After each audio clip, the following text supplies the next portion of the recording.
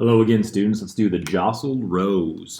Quality control believes 4 out of 300 units on an assembly line will be defective. If the assembly line produces 157,500 units, how many are expected to pass inspection, or how many are going to be defective? Well, here's what you're going to do. Normally, you'd want to find the percent of how many are going to be defective, but when you do this, you get a pretty ugly decimal. So 4 divided by 300 is 0.013 repeating. Okay, gross. Then you would normally take the decimal times the total and you can get the two pieces.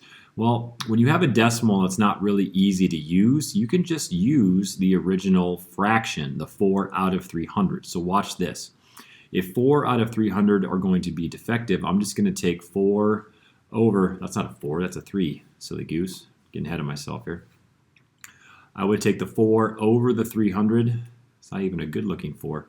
And then I would take that times the total units produced. So 157, 500.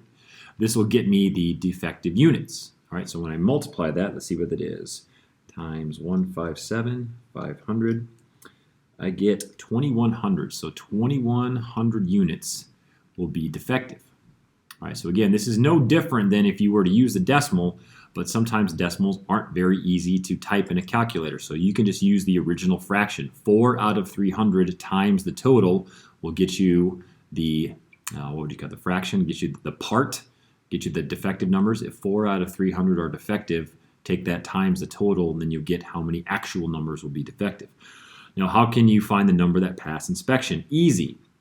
If this is the total and you know how many are defective, you can subtract the 2,100.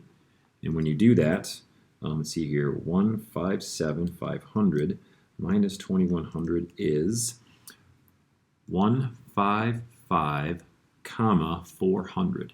155,400 units are expected to be passing the inspection. All right. Another way to do that, if you think with complements, if 4 out of 300 are bad, that means 296 out of 300 must be good. So you could take that times the total, 157,500, and guess what you'll get? You'll get the exact same number right there, okay?